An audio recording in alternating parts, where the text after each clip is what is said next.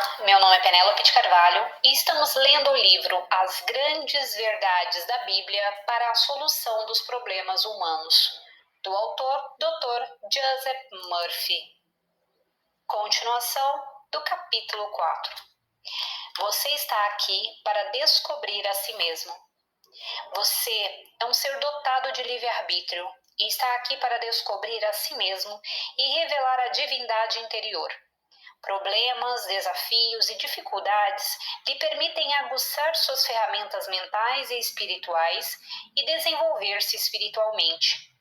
Deus se torna homem para a alegria de descobrir-se. Você é esse homem e é capaz de reproduzir todas as qualidades, atributos e poderes de Deus. Eu disse, sois deuses, sois todos filhos do Altíssimo. Salmos capítulo 82, versículo 6. A verdade é simples. A palavra grega para diabo é diabolos, aquele que ergue obstáculos. Esses obstáculos ou dificuldades são degraus para o nosso triunfo e realização. A alegria está em superar. Todo o progresso do mundo provém de pessoas que conseguem superar os obstáculos. Os antigos místicos hebraicos referiam-se ao diabo como alegria ou riso, pois uma das coisas engraçadas nesse suposto diabo, que nunca existiu e foi inventado pela igreja, é que parece maior e atrai mais atenção do que Deus nas mentes de milhões de pessoas. Ele dizia que era um fugitivo do inferno. Durante uma consulta com um alcoólatra, ele me disse, vou à igreja não porque desejo ir para o céu, mas sim para escapar do inferno. Sou um fugitivo do inferno. Esse homem havia aprendido que o homem cria o seu próprio inferno, miséria e sofrimento, e o seu próprio céu, paz de espírito.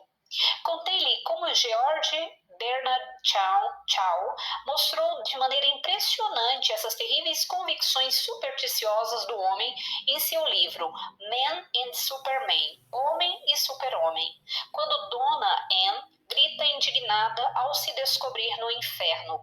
Eu, no inferno?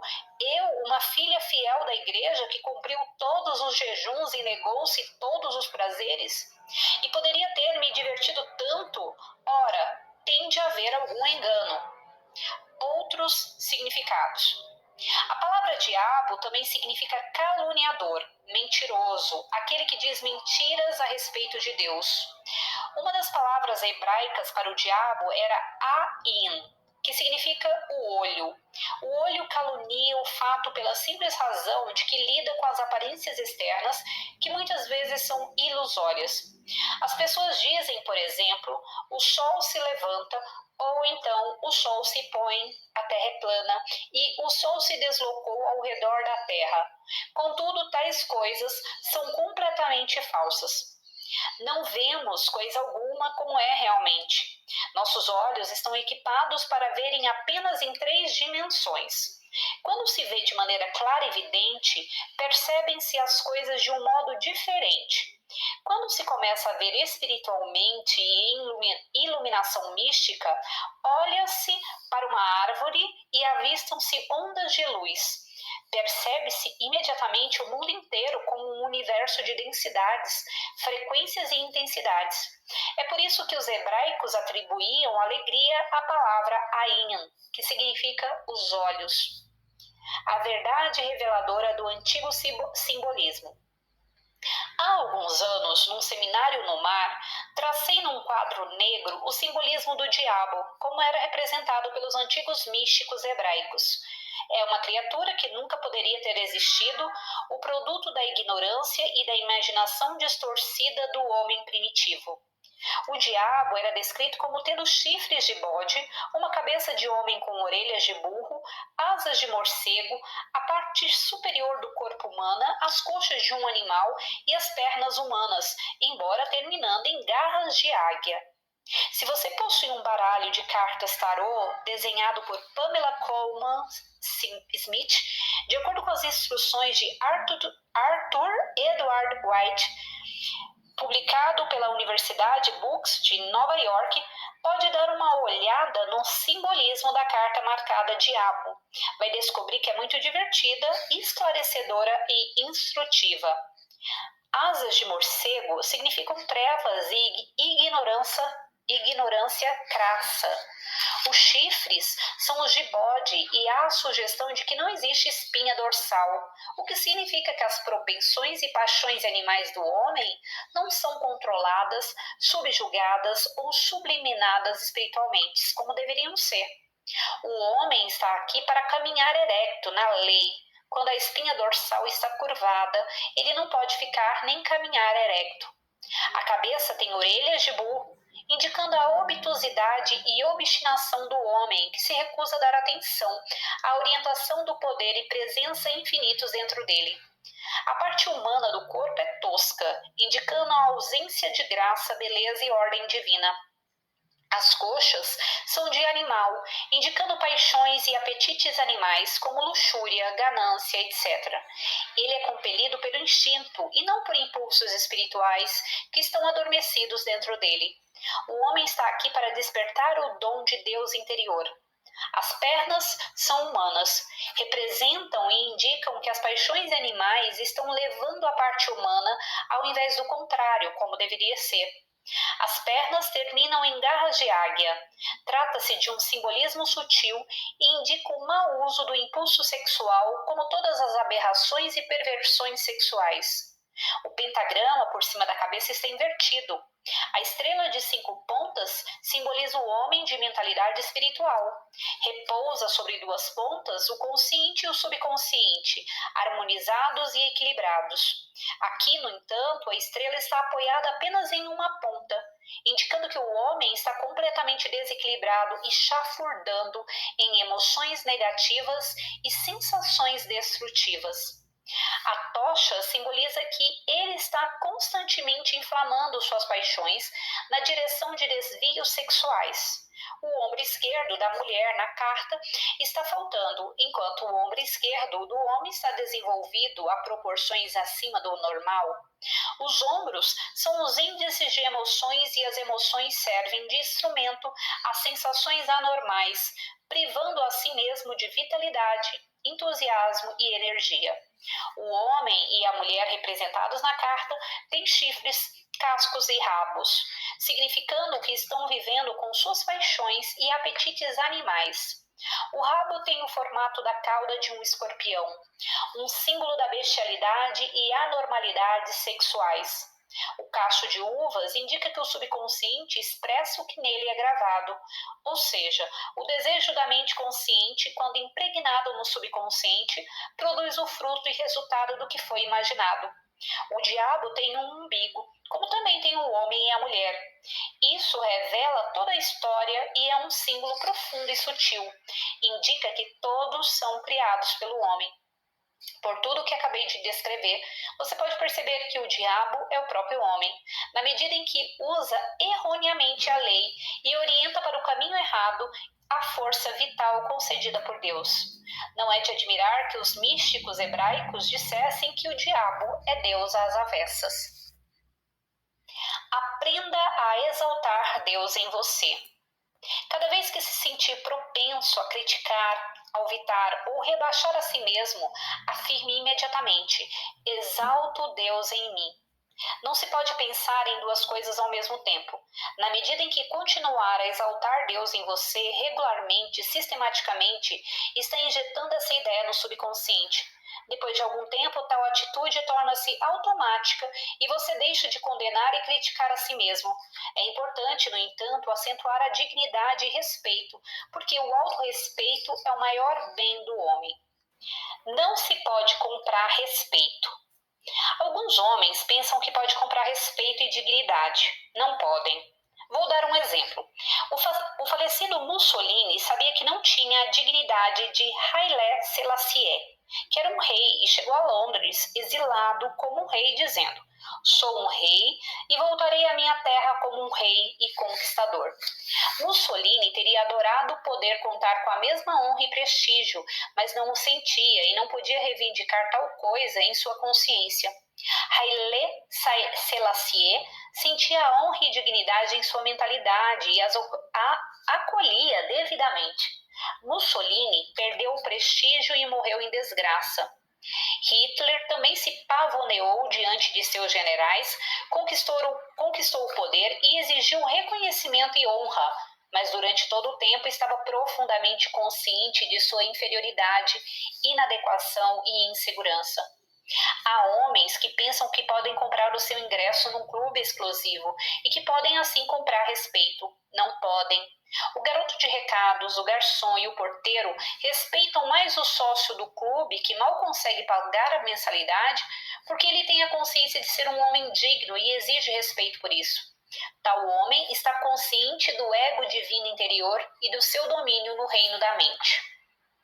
Caminhe pela terra como uma rainha. A rainha não está consciente de errar, muito embora o que ela faça possa ser contrário às suas crenças religiosas e conceito tradicional das coisas.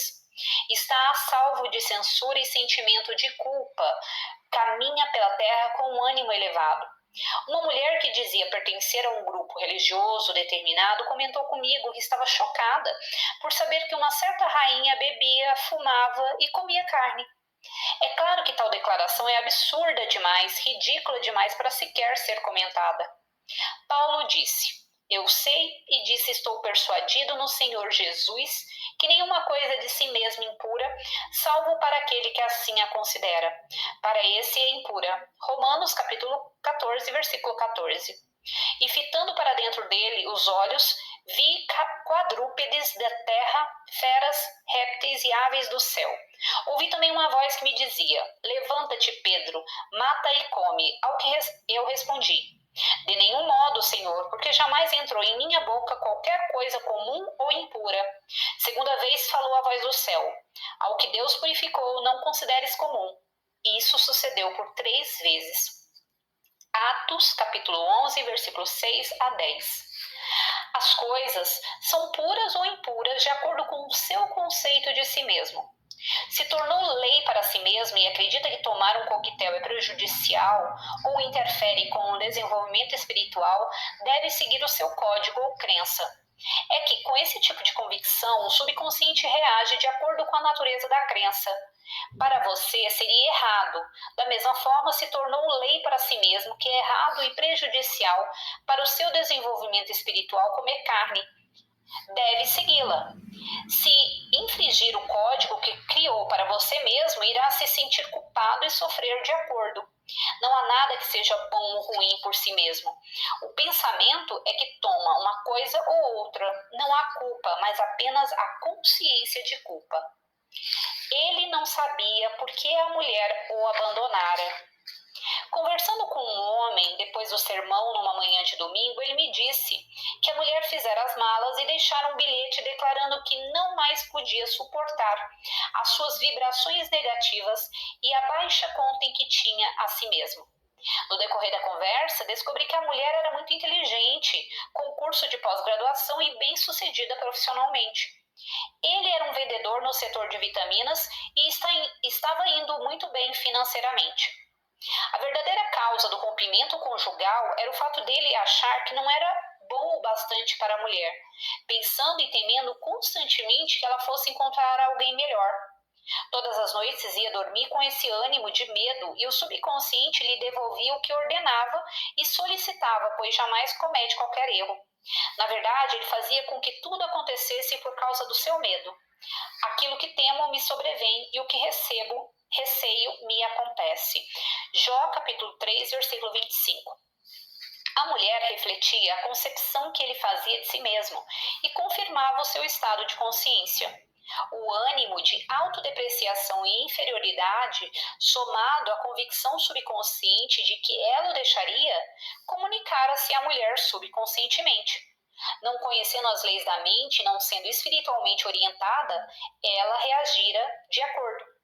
Por sugestão minha, o homem telefonou para a mulher e explicou o que estivera fazendo, declarando que era tudo culpa sua.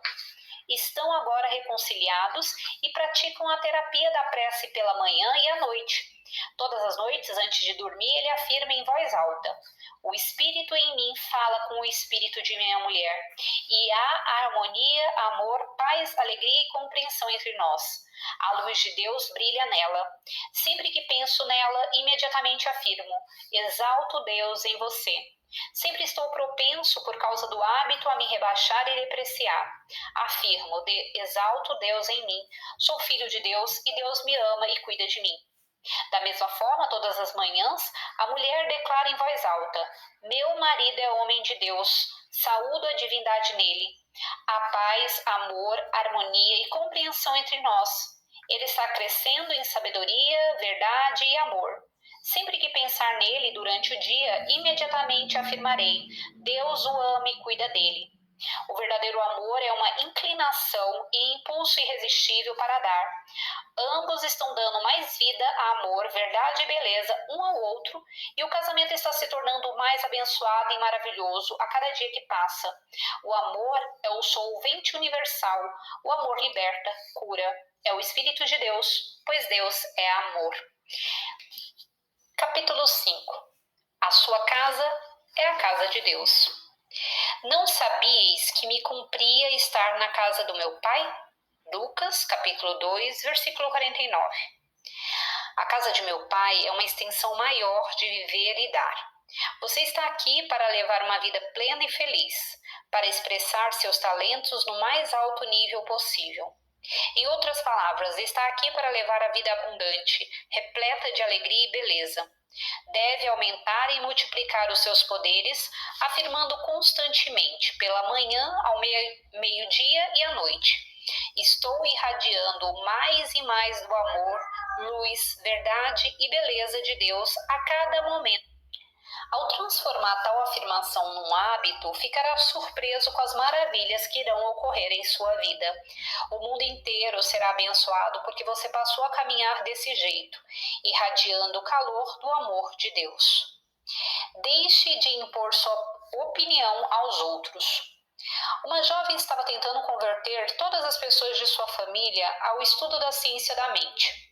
Elas ficaram ressentidas e rejeitaram todas as suas declarações, até mesmo recusaram-se a ler a literatura que lhes era oferecida. Esse é o caminho errado. Deixe os outros em paz. Não tente coagi-los mentalmente a adotar sua maneira de pensar. Deixe de considerar todas as diferenças entre as crenças religiosas. Em vez disso, pense na unidade fundamental de todas as religiões. A religião de um homem é o seu relacionamento com Deus. Se ele está feliz e satisfeito, se encontra conforto em suas crenças, não tente lhe impor a sua opinião. Jovem luterana curada por ministra da Igreja Unitarista. Conversando com uma ministra unitarista, ela me contou a história de uma jovem luterana que estava no hospital gravemente enferma e pediu-lhe que fosse rezar junto. A ministra unitarista atendeu ao pedido e disse à jovem: junte as suas mãos com as minhas e rezaremos para que Jesus a cure. A jovem ficou completamente curada. Pode-se chamar a isso de fé cega. Foi a convicção subconsciente da jovem luterana que acarretou a cura. Existe um único poder curativo e está à disposição de todas as pessoas. Esse poder curativo está no subconsciente de todas as pessoas vivas. Os resultados acontecem de acordo com a convicção da pessoa que está rezando. Muitas pessoas acreditam que a cura será proporcionada por um juiz pessoal ou por um Buda individual. Acabam obtendo resultados de suas convicções. Quer o objetivo da fé seja falso ou verdadeiro, você obterá resultados de qualquer maneira por causa da sinceridade da crença e não por causa da coisa em que acreditava. Há muitas pessoas que creem no uso de amuletos, talismãs e relíquias sagradas para alcançarem curas milagrosas. Também obtêm resultados. O caminho certo. Se uma pessoa está doente, jamais lhe diga: teve os pensamentos errados, sua crença religiosa é completamente errada. Com isso, só estará contribuindo para agravar ainda mais o estado da pessoa. Se a pessoa está disposta a escutar, ensine-lhe tudo o que sabe sobre as maravilhas dos poderes curadores dentro de cada um e como usar a mente construtivamente. Não tire de ninguém a sua crença ou convicções religiosas, a menos que possa dar algo melhor que a pessoa a menos que possa dar algo melhor, que a pessoa tenha condições de usar para se tornar melhor, mais nobre e mais digna. Olhando por trás dos símbolos. Por trás de todas as religiões do mundo, vamos encontrar a verdade oculta. O fato é que a verdade tem de ser encoberta por uma densa camada de rituais, cerimônias, símbolos, liturgias e interpretações diversas. Mas só há uma única verdade e Deus é verdade, que é a mesma ontem, hoje e sempre. Infelizmente, as verdades eternas e os princípios da vida estão perdidos em dogmas. Elas também proporcionam respostas. As preces das pessoas também são atendidas nas igrejas ortodoxas. É muito melhor, no entanto, conhecer as leis da mente e aprender a usar a prece científica. Seria cruel tirar todas as crenças do homem e não lhe dar nada em troca. O homem aceitará esse novo ensinamento sobre o qual estou escrevendo quando estiver preparado, mas não pode ser coagido a recebê-lo. Ela temia a magia negra, pois contra Jacó não vale encantamento nem adivinhação contra Israel. Agora se poderá dizer de Jacó e de Israel: que coisas tem feito Deus? Números, capítulo 23, versículo 23. Uma jovem que trabalhava num escritório foi informada de que uma colega estava recorrendo à magia negra contra ela. Expliquei-lhe que aquilo que as pessoas chamam de magia negra não passa de uma inversão da lei de Deus, que é sempre o bem. Se eu desejo o mal a outra pessoa, devo estar num estado extremamente negativo. Assim sendo, acarretarei o mal a mim mesmo e serei atormentado, pois meu ânimo é criativo. A única maneira pela qual o meu pensamento negativo pode afetar outra pessoa é esta aceitar tolamente, estupidamente a minha sugestão, concedendo-me assim o poder de atingi-la. Neste caso, a outra pessoa irá se tornar a vítima. Mas, se a outra pessoa achar graça de mim, do meu suposto poder, então todos os pensamentos negativos serão como um bumerangue a se voltar contra mim. Ou seja, meu ânimo será autodestrutivo. O feiticeiro da Austrália e ou das selvas da África sempre envia à vítima visada a mensagem de que sua imagem está sendo queimada. A vítima é dominada pelo pânico e acaba sendo morta pelo medo que ela própria engendrou. O homem consuma a magia negra ao acreditar nela. Embora a outra pessoa esteja trabalhando negativamente contra você, irradiando imprecações e execrações e visualizando o morto, na verdade é incapaz de fazê-lo, porque não deseja a morte para si mesma. Aconselhei um homem, por exemplo, a deixar de desejar a morte da mulher. Os dois se odiavam. Ele rejeitou o conselho e morreu pouco depois. A mulher, no entanto, continua viva e muito bem.